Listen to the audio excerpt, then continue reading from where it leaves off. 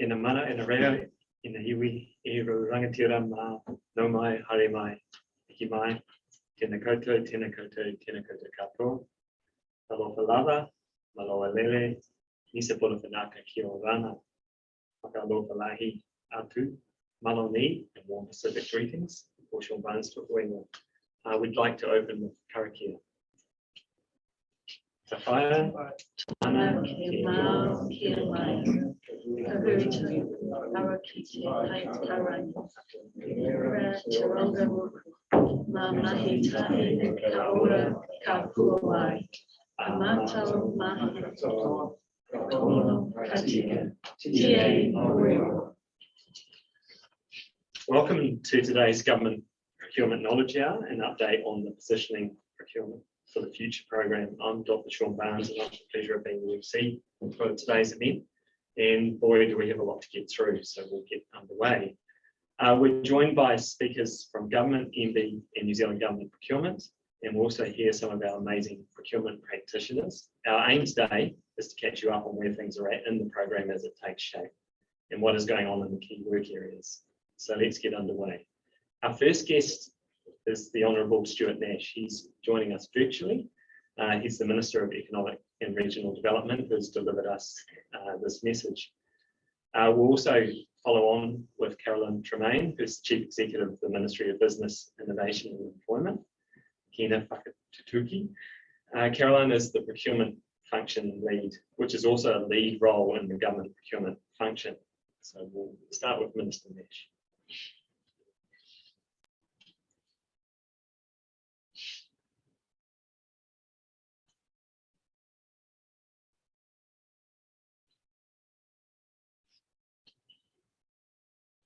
Ka nua te mihi kia koutou, tēnā koutou, tēnā koutou, tēnā koutou katoa. Now, government agencies have incredible buying power. The annual spend is $51.5 billion. And we're using our procurement levers to drive real and progressive change across a number of areas, from climate change goals to providing work for a more diverse range of businesses that supply the government, to lifting wages for some of our most poorly paid workers. But there is more work to be done to deliver greater public value in this area. This change is incredibly important and incredibly necessary. It will involve us all.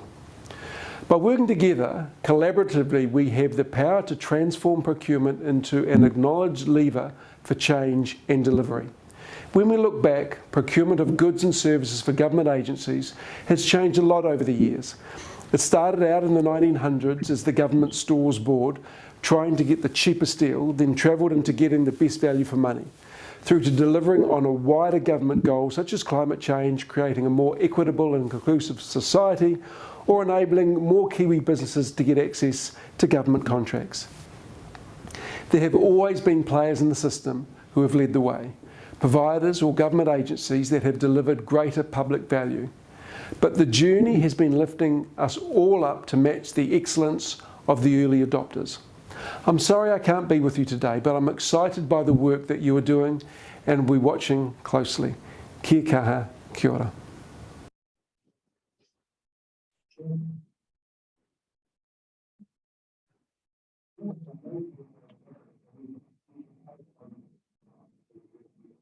Tēnā koutou, tēnā koutou, tēnā koutou katoa. It's great to see so many people on this webinar this afternoon around our Knowledge Hour for Procurement. I'm Carolyn Tremaine. I'm the Secretary for the Ministry of Business, Innovation and Employment, and I'm the functional lead for government procurement and government property.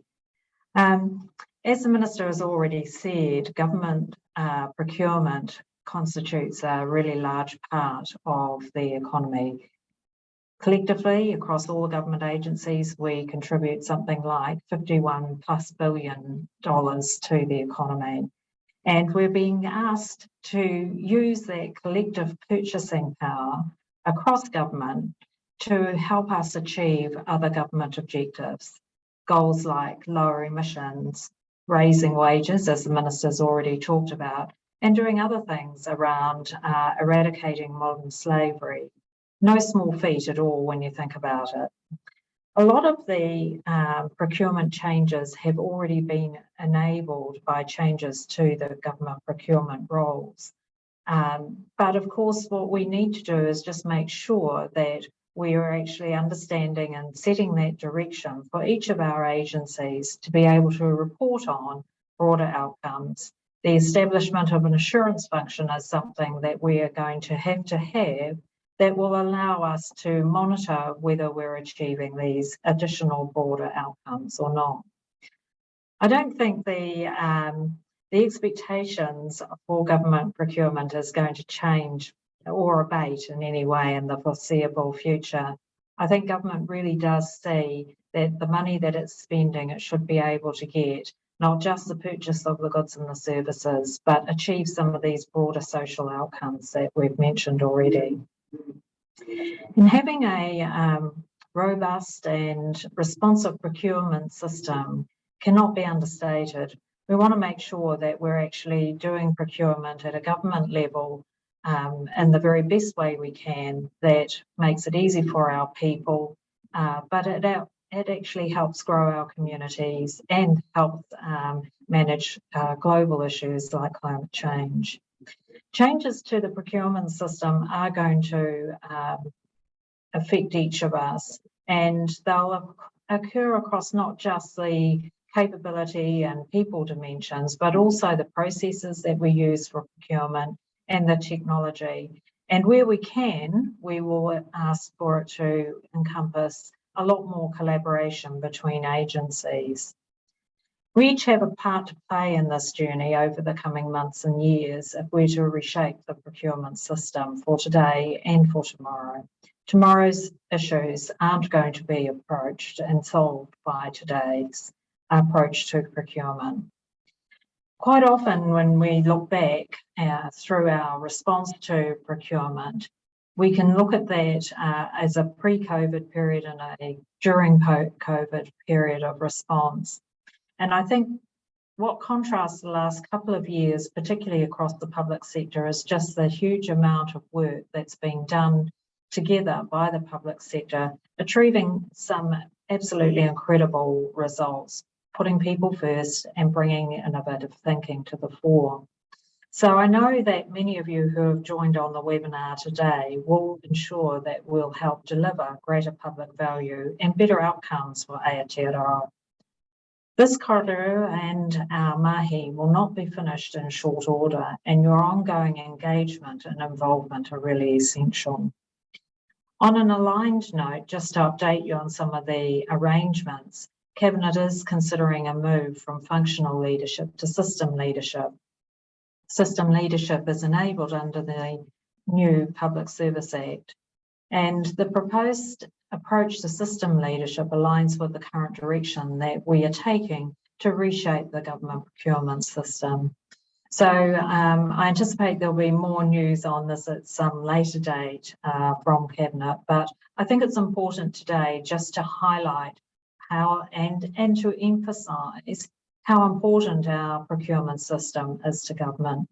As the functional lead for government procurement and property, I really want to finish by just thanking you for all the ingenuity, your resilience and your dedication that you show in your respective roles. I'm incredibly proud of the work that is done by government procurement, what we have achieved over recent years. Of course, the job's not yet done. And so I'll be handing over to Lawrence to take us through the rest of the session today. Thank you all. Ngā mihi nui. Tēnā koutou katoa ko Lawrence Peacock, tōku ingoa, ngā mihi, Carolyn. Thank you so much for that, Carolyn. Great introduction, and thank you for your time this morning. And also, wasn't it great to have Mr. Nash this morning coming in? I know he would have loved to have been in person, but still, just getting the video is a strong support for the importance of this market. So thank you both. For those that haven't met you, I'm Lawrence Peacock. I'm the GM of Government Procurement. I haven't got a lot to say because the main event is sitting to my left and it's much more interesting. So but I did want to make a couple of quick words. Look, we've got a we've got a bunch of speakers and we haven't got a lot of time, as Sean said, so I'll move on fast. But I just wanted to reflect back. At the end of last November, we came together for the first webinar since Cabinet agreed the strategic priorities that will shape the future of government procurement. Since then, through Christmas, we basically spent time testing and refining procurement strategy and the action plan that you would have seen distributed out before this webinar, with a strong focus on the next kind of 6 to 24 months, but really with our eye on this longer term vision towards 2030. So how good and how big could government procurement be into the future? And it's great to hear both Carolyn and Minister Nash talking about this is a long time change and it's going to take us a bit of time together, because you, like me, I'm sure, will appreciate that that is the case. And when I say we, there's been a huge amount of people involved, from CEs, industry, suppliers and industry groups. Our graduates have been amazing, but also the huge kind of practitioner community and the heads of government procurement across Wellington, across the country as well. And then on top of that, we've done a lot of engagement with international communities, suppliers, other jurisdictions to try and work out what others are doing and learn from that good practice, ideally so we can leapfrog forward as far as possible. There really have been untold meetings, workshops and individual corridor, and I really appreciate everybody that's engaged to date, and there will be more to come. So our wonderful MC, Dr. Sean Barnes, has been meeting with people since Christmas, I guess, maybe February time, to get a good idea about the good work already underway that has the potential of being incorporated into the action roadmap. And he's going to talk through with a few industry leaders or procurement leaders later about what that might look like. Look, a collective approach is in the DNA of this work, and we have to keep remembering that. If you've not been involved, we want you to be. If you don't have the time, we're going to do everything we can to keep you informed and keep you up to date with what's going on. We've got a vision for 2030 for a government procurement that's fair, transparent, inclusive, and then a kind of efficient and agnostic procurement system that's going to deliver genuine value to procurement and to New Zealand and our citizens. I talk quite a lot at the moment about my children not going to war for water, and I don't particularly want to make that happen. Now, a caveat: the strategy and the roadmap, they've been distributed, they are in draft. We think we're close, but the milestones and the timelines in the first 20 months and not 24 months are not set in stone. So do take them as a good draft.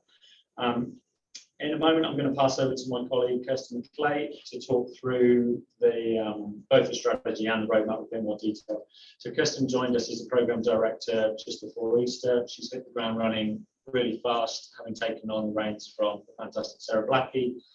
Kirsten's led transformational change, business, technology and digital in the public and private sectors across New Zealand and other jurisdictions. And honestly, we're really lucky to have her. She's a rock star. So I'm going to pass it to you, Kirsten. Thanks, Lawrence. Tēnā koutou katoa, ko Kirsten McLeod o Wainga. So as Lawrence mentioned, I've joined as a program director for Procurement 2.0, and I've led a number of complex transformation programs across government agencies, as you also mentioned, and I think this one here is really interesting to me for all of the reasons actually that have been mentioned ahead of me by Carolyn, Minister Nash and Lawrence as well. For me, working in the transformation space, I have been both a supplier as well as procuring services with probably some of the people that are on the call today, and I just think we can get greater value for the spend that we're making, and if we work together we can do that. So that's one of the key reasons why I wanted to be involved, and when Lawrence asked me that when we first met, that's what I said to him. We're in the process of establishing the necessary delivery structures and controls of the program. Delivery momentum is going to be critical for this program. We don't have a lot of time and there's a lot to be getting through as per the roadmap and the strategy. So we've commenced work on that, mainly around the system, so the technology work that we need to do, as well as some of the work around sector leadership. but we've still got quite a lot to do, and we will continue to do that delivery as we establish all of the controls and delivery structures for the program in parallel. But just we need to do so by managing the risk of delivery while we're doing mobilisation.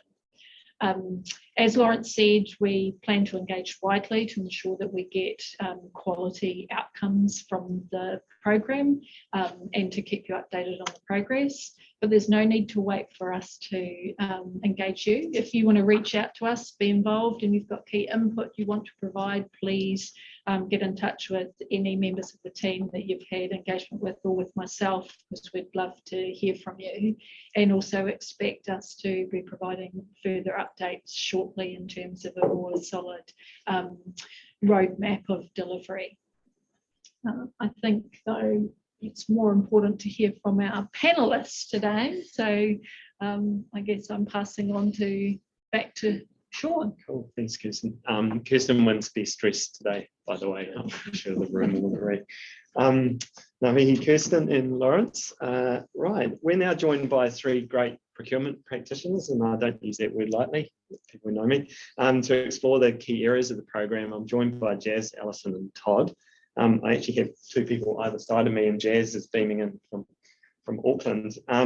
We may have an opportunity for some Q&A at the end, time pending. We are squeezing a lot in today, so put these online if you wish to ask questions of anyone on the panel, and we'll try to get to these or answer them in the comms after the event.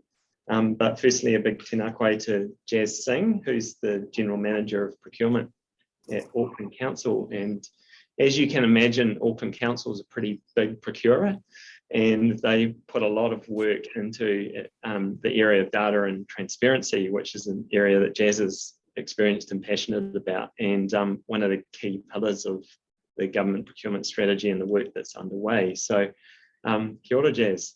Thanks for joining us. Did you get everyone out of the house?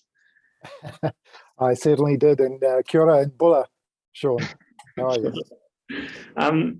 First up, your story of moving into procurement runs straight into this the story of data and transparency. Can you tell us about, we don't need to say when, but your early days of moving into procurement and some of the information management practice that was standard at that time? Yes, well, some of you might know on the call that I'm not a procurement professional by background. So when I first started in the role as GM Procurement at Auckland Council, I started by asking a question. So I said, how many bits of procurement activity, how much sourcing do we actually do in the council? And so I asked my team, and to a person, nobody could actually tell me. So we were operating off a very manual system, paper-based and computer-based, because they were storing files on the shared drives at work, but couldn't put a finger on exactly what our scope and breadth of activity was at council. So it seemed like we were constantly involved in sourcing. And a bit of research I'd done before I started was procurement is bigger than sourcing. You've got your planning and your management side of things in the life cycle, and it seems like we weren't getting to that. So a lot of value was not being realized through just being focused on sourcing using our paper-based systems. And how did this journey unfold? Because it's quite clearly something to do there, a small challenge, no doubt. Where did you start and put your attention first? Well, we started with a system. So when I started, we'd started investigating procurement enabling technology, as we called it, and we ended up implementing SAP Ariba for our source to contract processes. Now, I want to start off by saying a system will never fix poor processes. So we'd spend a bit of time getting our processes right, and then implemented Ariba. And with that, we were then able to centralize a lot of the activity that was happening in the organization from what was quite decentralized. And we were able to put our hands on, or put our fingers on, exactly what activity was happening in the organization at any one time. So be it at a procurement planning stage, any part of the sourcing stage, and once we got to the contract, exactly what contracts we actually had within the organization. And so I can tell you now that on average we do 3,500 sourcing activities every year, which will result in contracts for Auckland Council. And it ranges from anywhere in the hundreds of millions of dollars right down to the thousands of dollars. Amazing. And what benefits have you seen through this work? Because it feels like one of those things that underpins a lot of other things in procurement if you get this right. So tell us a little bit about some of the benefits that you've seen for your team and also for the suppliers that you're working with. Yeah, absolutely. Look, multiple benefits. I'm going to start off with a thing that's dear to my heart around transparency. So we were forever getting questions about, well, what is Auckland Council doing? You're all doing this behind this secret door and nobody knows what you're spending money on. Are you spending money wisely, etc.? So first thing we did was it allowed us to then publish all of the information that we held about the contracts that we entered into, as well as the spend that we had with suppliers. And so we now do that on our website, and we now do it on a monthly basis. So we started off quarterly. Once we knew our data was good, we started doing it on a monthly basis. And I can tell you what, that has literally reduced the amount of we call them Lagoimas, or official information requests, dropped off a cliff. And it's one of the most popular pages on the Auckland Council website. So I asked somebody in the team the other day, and they said we get about 400 hits a month on that particular part of our site. And the benefit also of that is that the suppliers who either work with council or want to work with council are able to see that information and know exactly who is part of the mix, what type of things that we are procuring, how much we are spending, and that correlates with what we're telling the market in terms of here's what our pipeline looks like as well. And it's also had other benefits around our staff as well. So, you know, in the past, we were really operating in a bit of a culture of fear, if you would. So fear of audit, fear of complaints, etc.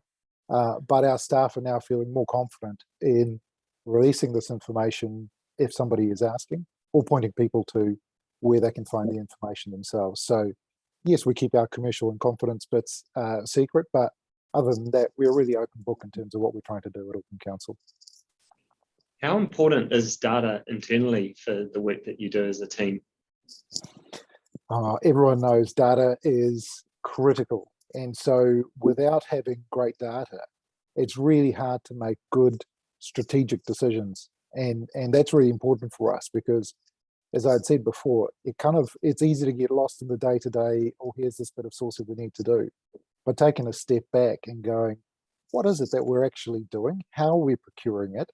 Who are our supplier community? How are we actually engaging with it? And then go, well, what are some of the moves we can make or some of the innovations we can do to enable meaningful change? You know, and that change can be things like our what we call sustainable procurement or broader outcomes, but also in terms of how we deliver value and how we can make ourselves more efficient. So, you know, for example, we can pinpoint with relative accuracy that the Pareto principle applies to Auckland Council. So, you know, 20% of our suppliers deliver effectively 80% of our spend in our contracts. But on the other side, 80% of our suppliers are delivering 20% of the spend. So we know that they are smaller suppliers, SMEs, and the area that we can target if we really want to lift participation in Auckland Council's supply ecosystem, if you would. And the visibility you guys have across council and in the different parts is great because it opens up more specific conversations, of course, isn't it? Absolutely, and I can tell you that now with our GMs, our executive, we can share with them, or we do share with them, Power BI dashboards, so they can really drill down and see exactly what's happening in their areas, or they can also see what's happening in other areas. And one of the things that we've started doing at Auckland Council with our sustainable procurement outcomes is with our targets, we actually share that with everybody. And it's motivational because each of the divisional leaders can see, okay, well, we're not meeting our targets. What can we do to make that change? And it really is a great driver for change because it puts a little bit of competition in that space as well. Absolutely. So what's next on this front and with the systems and processes that you're looking at? Because you know, like a good organisation, you haven't stopped. You keep going and you're looking at more and more. So what does that look like for you in the next? Absolutely. We don't want to stand still and get left behind, because from a systems perspective, they have changed immensely in the 5.5 years since we implemented ours. There are great products out there. What we're doing is we're looking at what's next for us, and we'll be going out to market very shortly, but we're not doing that in isolation. We're having a great conversation with Lawrence and the team, making sure that what we're doing aligns to NZGP and you know, in that whole sphere of open data and transparency, is we want to make sure that what we're doing is easily accessible and shared across the procurement ecosystem in government. One of the things that we also want to focus on is actually measuring benefits and tracking the value that we are actually delivering. And quite often that's beyond just the number of contracts and the value of those contracts. Is how can we measure what the impact of that spending is into our communities as well? And so it's not easy. Same with, you know, impact on climate change, etc. as well. So there's a lot of work that's been happening in the background to make sure that we're using that information in a way that then translates into some of Council's strategic goals as well. And if I can just say one more thing around that, it actually helps us with our innovation as well. So having this information and then looking into the future about what do we want to do differently.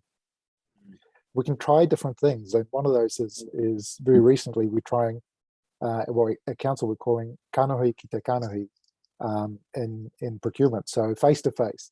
And instead of requiring our Māori Pacifica SMEs to submit tender responses by paper and submitting a 30-page response, which, you know, is overwhelming for most people, we're actually introducing the idea of having the suppliers come and present face-to-face to the evaluators, and that gives a deeper conversation to happen up front and a better chance to actually have that interaction and learn about capabilities which aren't easily translated from what's in people's heads and what's easily verbalized into paper. So all of these things enable us to make sure that we are trying, innovating, failing fast if we have to, into the future.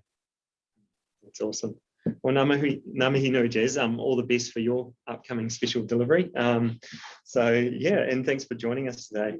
Our next speaker is Alison Murray. I'm going to try, I don't know, I can get you, can't I? That's fine.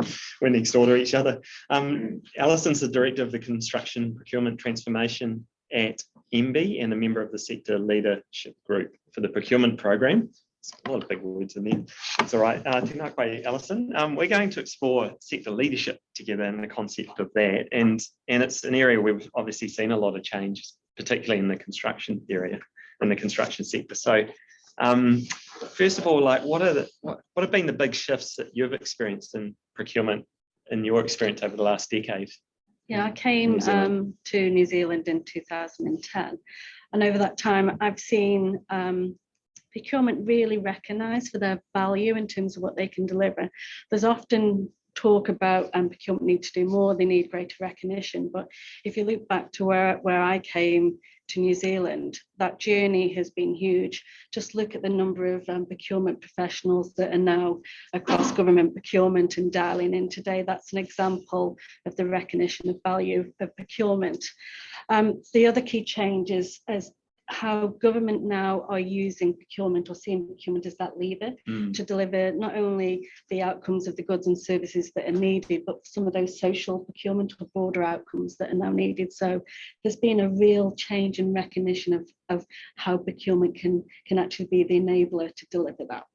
Totally, and you hear that from at the top from Minister Nash all the way through, haven't we? The recognition of that, that's right, which comes with some expectations too, of course. But you've been focused a lot on procurement leadership. We've just used the term sector leadership. What does that mean, and can you unpack that, and why is that something of interest? Within procurement teams and within agencies, each group is doing their best to do better, to deliver more, to improve and to innovate. But we often do that in silos. We try where we can to share and to collaborate. But sector leadership for me is that move away from those silos approach to being able to actively more collaborate and share.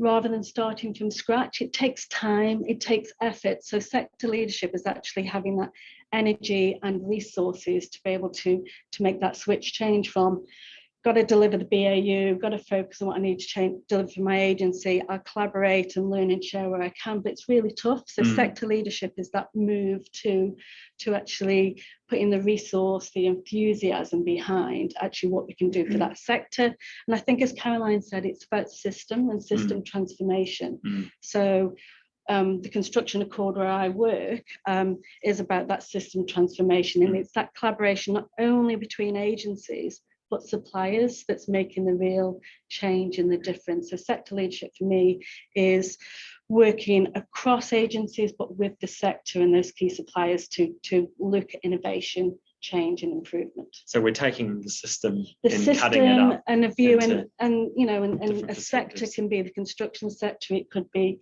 an ICT, it could be social services. There's discussions, I think we come on to a question later about that, so preempting it. But no, that's all right.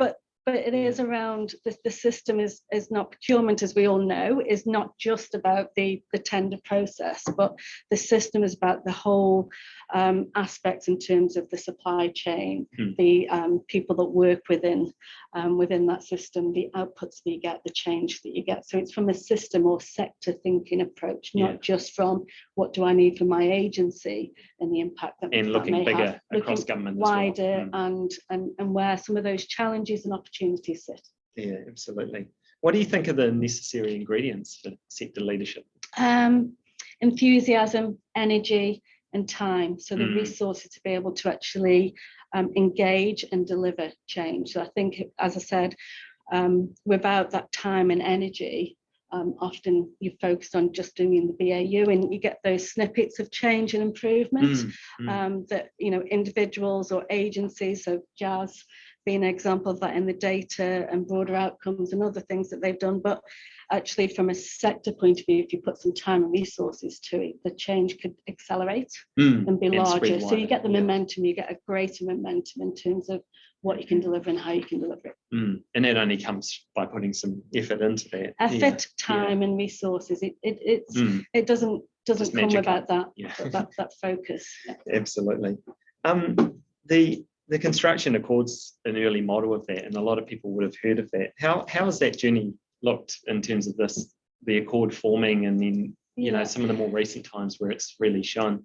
The accord was formed from recognition across the sector back in 2019. So government and suppliers actually saying we've got some issues and some challenges within the construction sector and some real opportunities for improvement. So they signed what was the construction sector accord, but really it's a commitment to work together and to collaborate and to actually put that time and effort in. So I think it was that joint commitment to do that actually shown the benefits in terms of not only through COVID, but ongoing in terms of the change and the transformation plan that they've got for the next 3 years.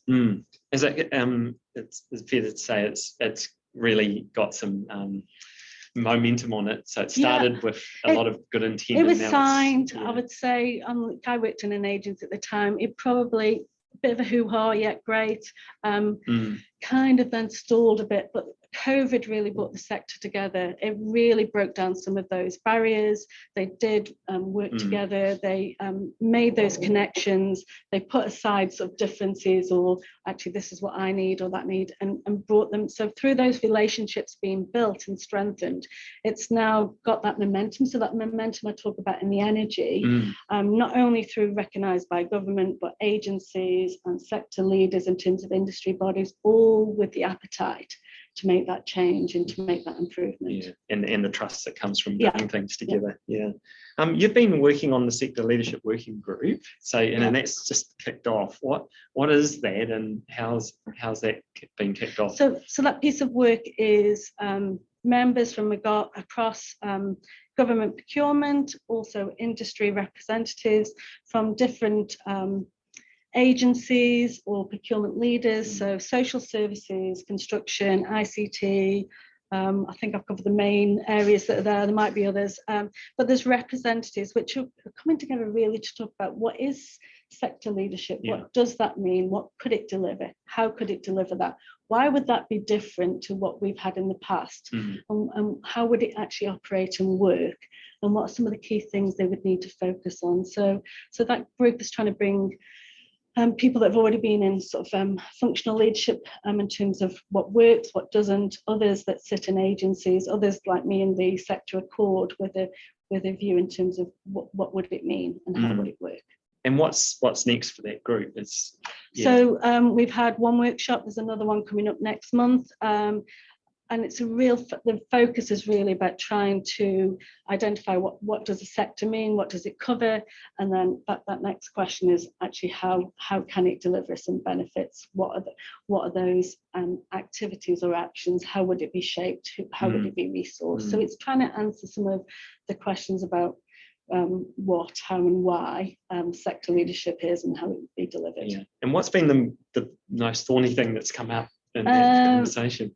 That real difference is what are some of the challenges, what things are in our control, what, you know, in terms of sector leadership, and what would be different. So how would it be different to what's been done previously, and what's the real opportunity to drive innovation and change. So it's the thorny question is, what do we do different so that it doesn't become another thing which we say we do, and then it doesn't really deliver. It's not different. Yeah. So that's the thorny question. How do we make it a real punchy activity that delivers change? And I can imagine bringing that diverse group has already found a lot of common ground, different and perspectives, opinions. Different challenges, sectors. You know, those different groups have common challenges, but some things which will be different based on their environment and what their system looks like or their sector looks like. So it's trying to establish the common themes or requirements. Yeah, Fantastic.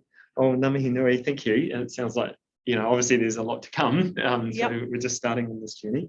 And we look forward to hearing things as they keep evolving. Thanks, Sean. And now I get to swing around the other way. Kia ora, Todd. So third speaker is Todd Cooper, who's Director of Procurement, not direction. You set the direction at Ara Potama Aotearoa, the Department of Corrections. It's great to have you here. I always enjoy talking with you.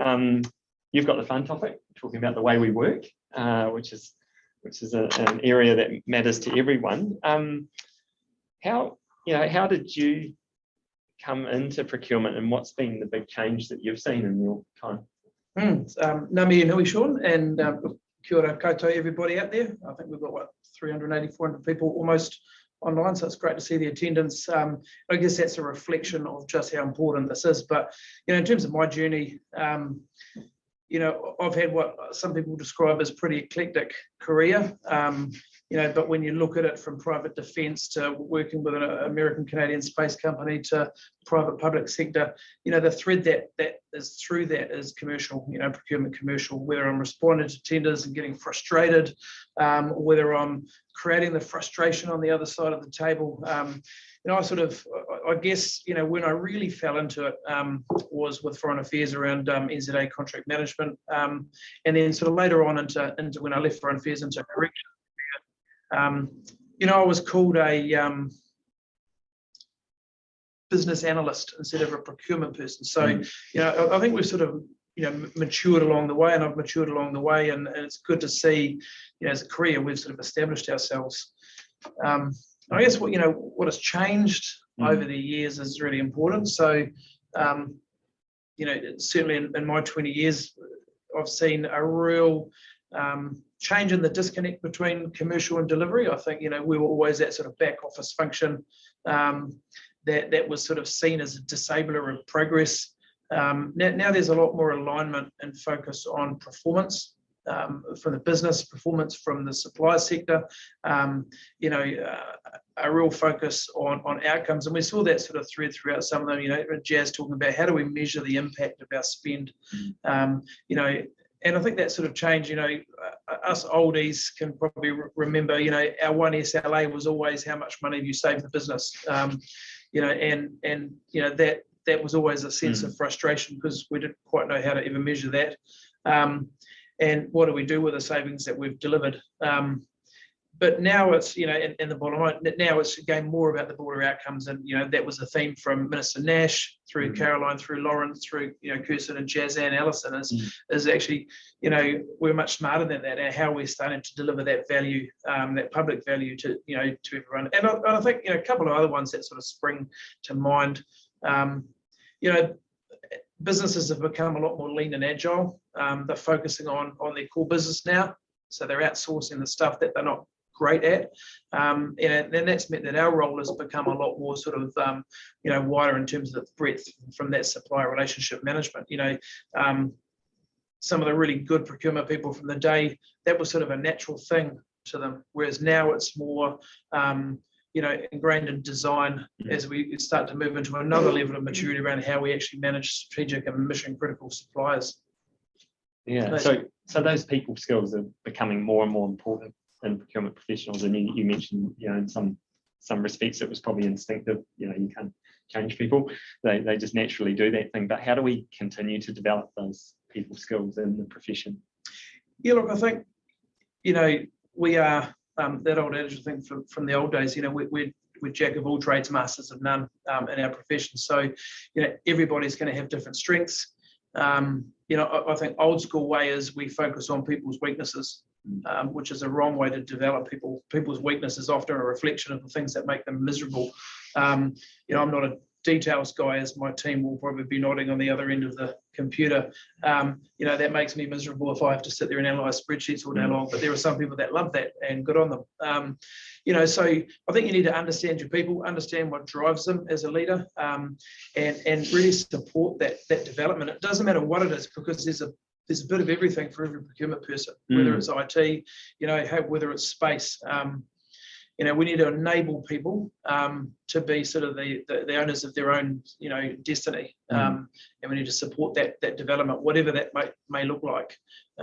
Would you have ever put a procurement person through Prince 2 training 10 years ago? No, because it was irrelevant. Now it's hugely relevant. And I think the other thing too is it's the journey. Kelly's in the room here, and she's probably heard me say this before. Get out behind your desk and get out into the business. Experience life through the lens of others. In corrections, I've been astounded how many procurement people have never been to a prison, never been inside the wire to understand the customer. When I was in defence, how many people have never been to camps and bases? When I was in land information, we started to go out on hydro surveys, which was great fun. We weren't allowed to do any fishing, but we were able to experience what our internal customers were living, and that means that we grow through that experience, which is a really important part of how we develop our brand and our importance and relevance. It's good to know what hydro surveying actually means. No, I know what it means. It's all good. What's holding back people from doing this well? All the transactional stuff. Yeah. We haven't automated things as well as we could and should, and some of that's a lack of understanding of what we do and the value that it adds. We don't have confidence in the business doing some of the sort of the simple stuff and doing procurement properly, so we tend to sort of not want to let go of that. I think there's also a sense of fear that if we let go of that sourcing, what I call the sourcing sausage factory element of our job, it means we'll become irrelevant. So there's that fear that if we're not doing tenders, then we cease to be relevant. Yet, ironically, it's distracting us from doing the stuff that adds that value and adds that that importance to us and our evolution. Yeah. And what do you think are a couple of areas that will make a big difference in the way procurement operates from your perspective? Yeah, look, when I did the restructure, when I came into corrections and had to look at, where we can make a difference. There were probably three big areas that I looked at in our structure to support, the work that Lawrence and the team are doing around, how do we evolve to remain relevant as a procurement function across, the businesses that we work in. So the first one is about, elevating and empowering ourselves in terms of strategy and planning, right? Because, we need to be involved in driving organizational objectives. We've got a philosophy around, embedding a sort of a business partnership and delivery focus, because that's where we really drive those outcomes.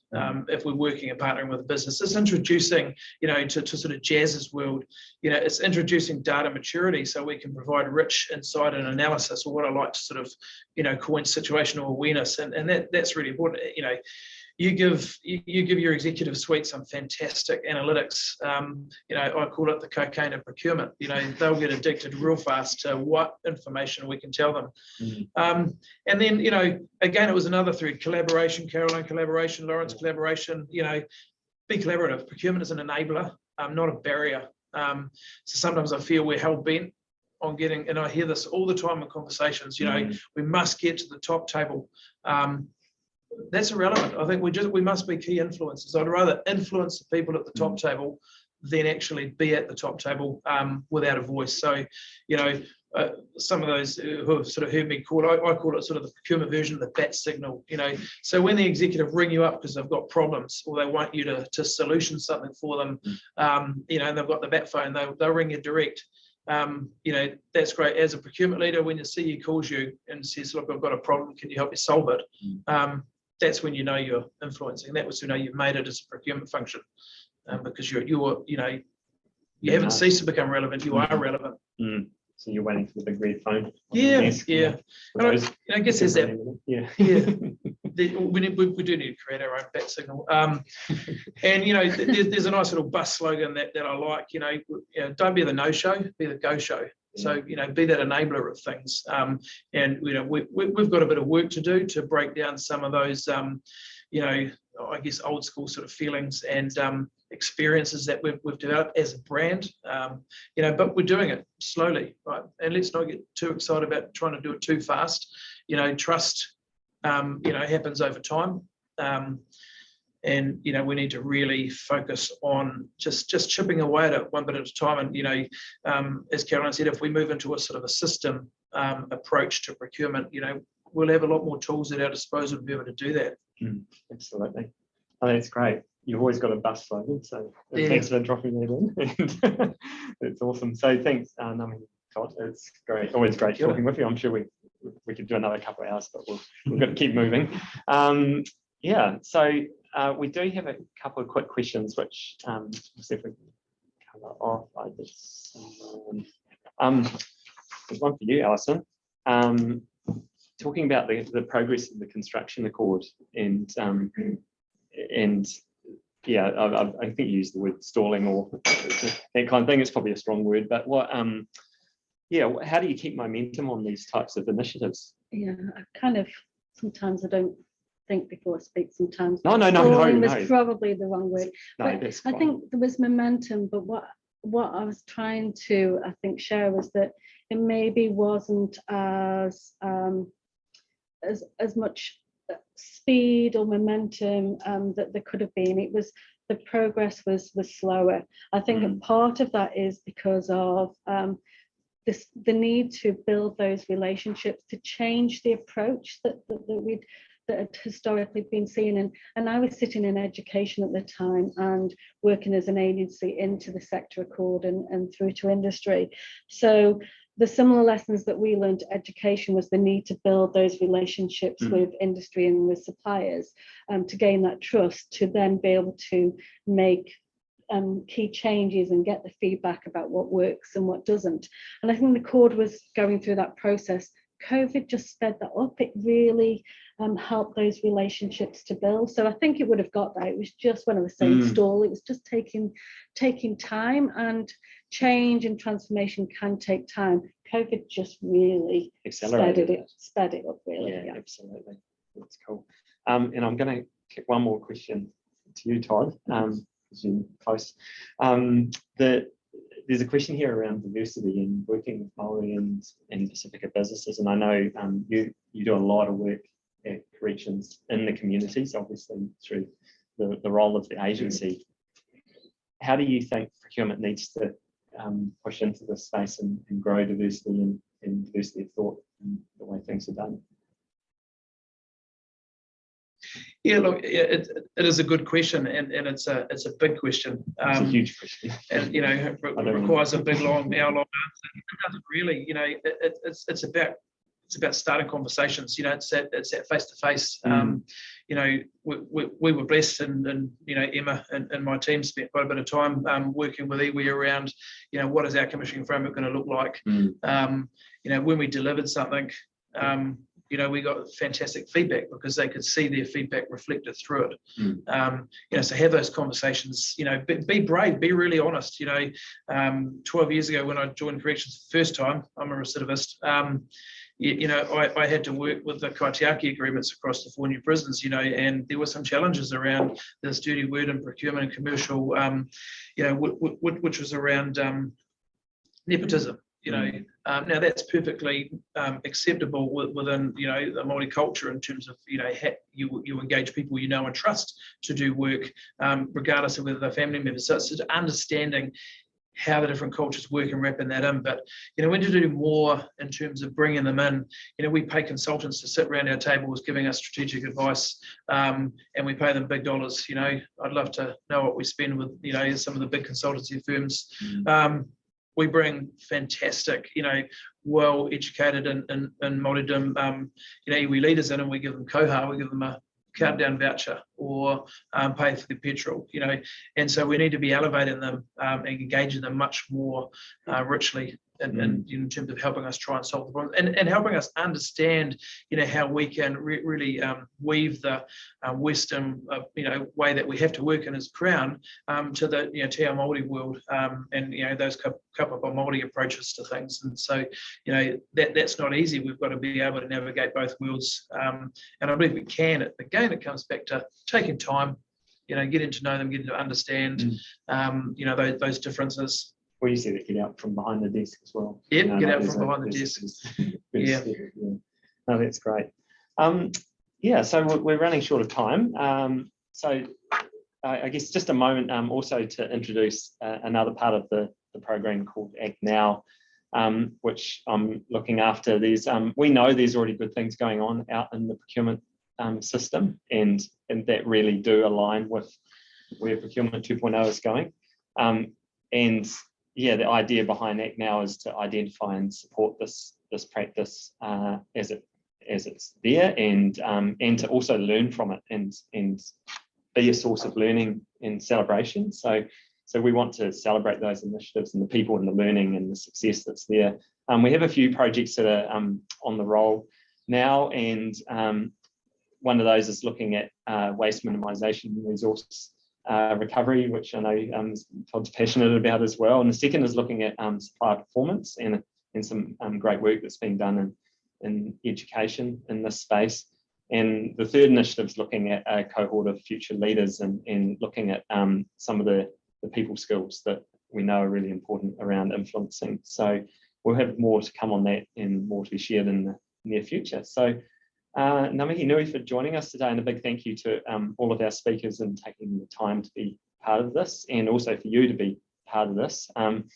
This is a collective effort, and we want you all to be involved actively in the program. So as Kirsten said, come and step forward and be part of the things. And we also want to hear your voice as the program moves forward. So that's us for today, and mā te wā, and we'll now close with karakia.